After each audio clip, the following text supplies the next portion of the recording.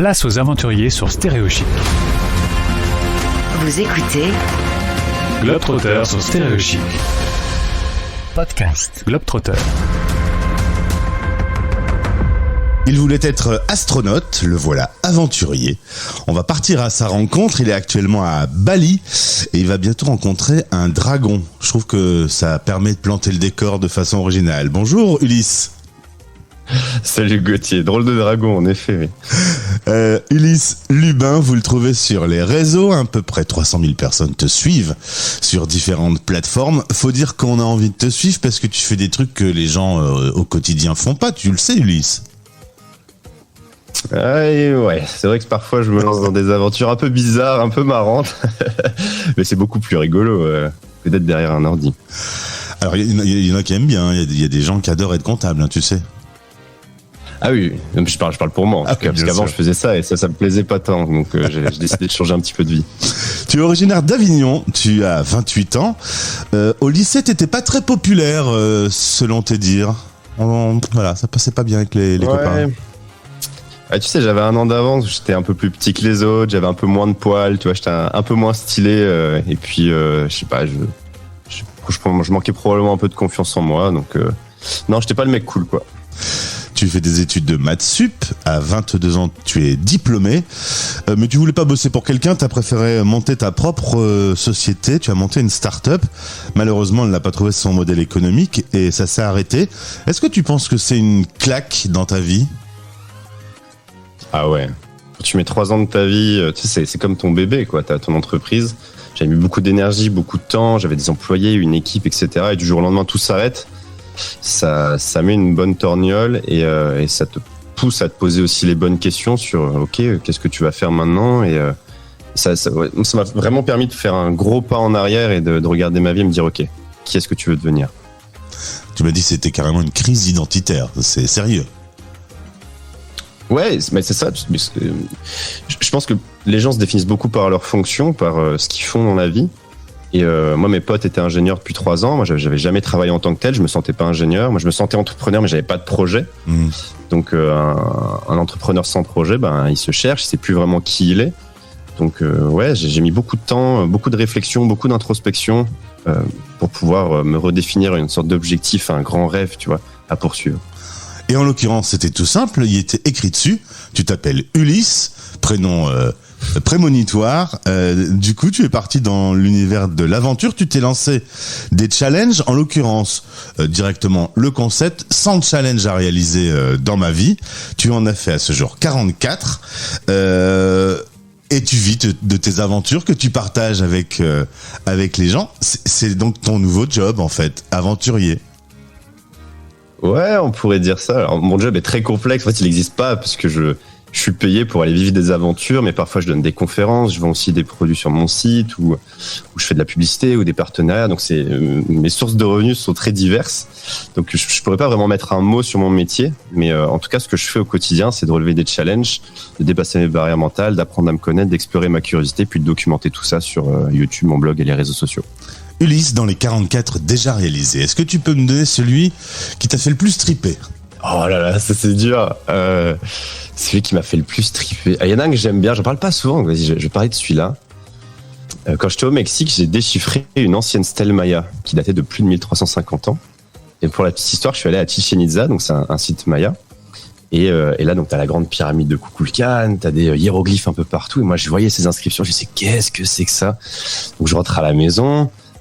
Évidemment, réflexe d'un mec qui est né en 1994, je regarde un C'est pas sorcier sur les Mayas, puis après je regarde un documentaire Arte sur l'écriture maya, et puis l'un dans l'autre, je finis le nez dans un bouquin sur l'écriture maya, puis dans ce bouquin, tu vois, il y avait une photo d'une stèle, une ancienne stèle, avec des dessins, et puis des inscriptions, des explications sur comment est-ce qu'ils ont fait pour traduire cette stèle, en tout cas du moins pour l'interpréter.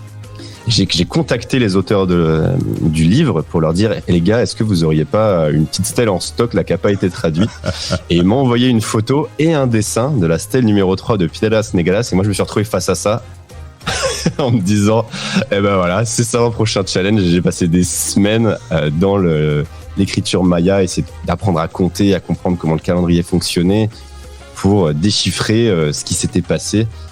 il y a 1350 ans, et ça raconte du coup l'histoire de la famille royale. Et après des semaines à bosser, Tu as j'ai trouvé. fini par la déchiffrer. Mhm. Ouais. Dans les 44 aventures, quelle a été la plus dangereuse? La plus dangereuse, c'est une bonne question ça. Peut-être que... j'hésite. J'hésite. Peut-être le freediving, c'est quand même un sport extrême. J'ai plongé à 35 mètres en apnée. 35 mètres, ça commence à être une bonne petite distance, quoi. Ça fait Un peu de 70 mètres pression, sous l'eau quand avec même, la hein. pression. Il y a un peu de pression. Ouais. À partir de 30 mètres, on atteint le volume résiduel des poumons, c'est-à-dire que les poumons, le volume des poumons est divisé par 4.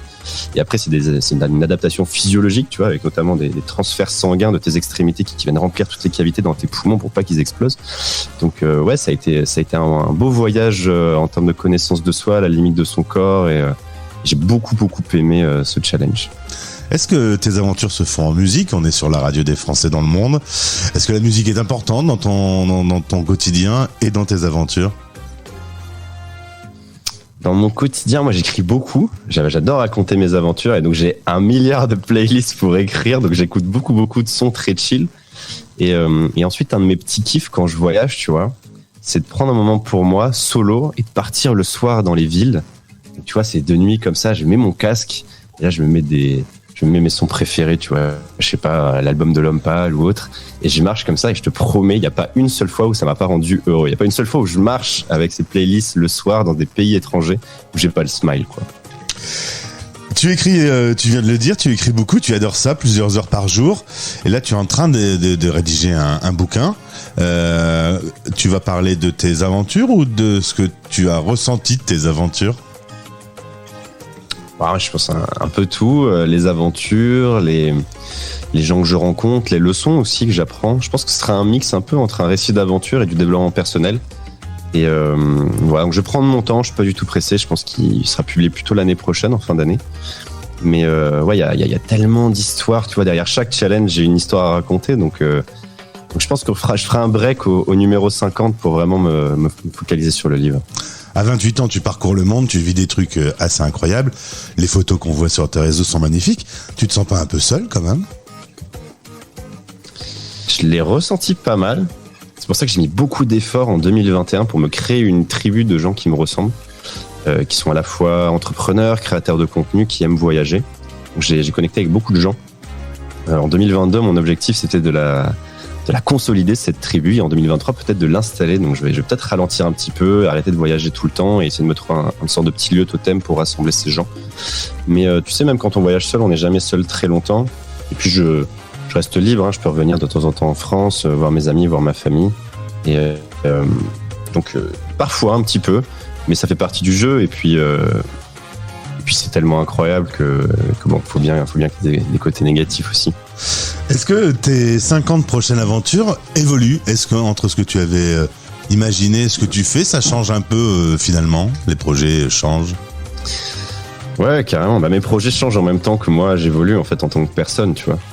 Par exemple, au tout début, mon focus était d'apprendre à apprendre. Donc c'est pour ça que je faisais beaucoup de challenges autour de la mémorisation, de la mémoire, de développer de nouvelles compétences. Et puis petit à petit, je me suis rendu compte que je le faisais pour dépasser mes barrières mentales. Donc je suis allé me faire piquer par une fourmi balle de fusil, je suis parti survivre dans la jungle, etc.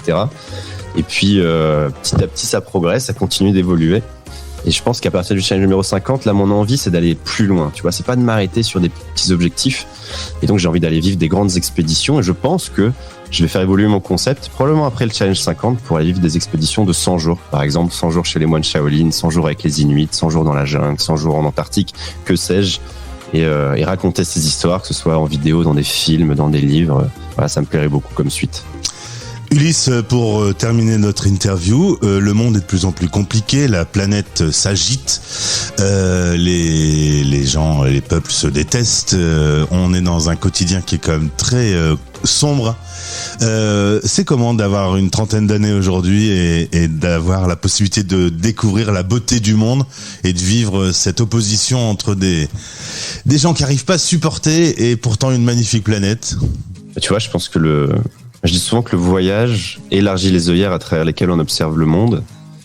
Et ça fait prendre conscience de beaucoup de choses et ça rend beaucoup plus indulgent et ça ouvre aux autres et ça ouvre aux autres cultures. Et je pense que les gens gagneraient à voyager un petit peu plus, pas forcément aller loin, tu vois, mais rencontrer les autres et ne plus avoir peur des autres. Ça, c'est vraiment une leçon que j'ai appris en voyageant dans tous ces pays. C'est que les gens ne sont pas fondamentalement méchants, ils ont juste peur. Et si toi, t'as pas peur des autres et que tu t'ouvres à eux, ben c'est là que tu vois la beauté de l'humanité. Et je pense que en ces temps-là de guerre, etc., de pandémie et autres, ça ferait du bien à tout le monde. Eh ben écoute, tu vas aller voir des dragons, tu m'as dit demain. Je t'envoie Poutine et vous irez regarder les dragons tous les deux. C'est ça, je vais aller dresser quelques dragons de Komodo et puis je les enverrai en mission. Mais c'est quoi ces dragons? Parce que je les connaissais pas. Moi j'ai rigolé au début, j'ai dit mais ça n'existe pas, Ulysse, les dragons. Et il y a une espèce qui s'appelle les dragons de Komodo, sorte de gros varans. Et donc moi je vais dans les îles Komodo justement là demain. Et pour essayer d'en voir quelques-uns, on verra s'ils sont sympas, mais en gros ce sont des très gros lézards, quoi. Quelques vestiges des dinosaures. Ulysse, au plaisir de te retrouver sur cette antenne. Tu vas encore avoir d'autres aventures, d'autres choses à nous raconter. Au plaisir de te retrouver sur Stéréo Chic du coup. Merci pour l'invitation. Globetrotter sur Stéréo Chic. Retrouvez les podcasts sur stéréochic.fr, rubrique Globetrotter. Stéréo Chic.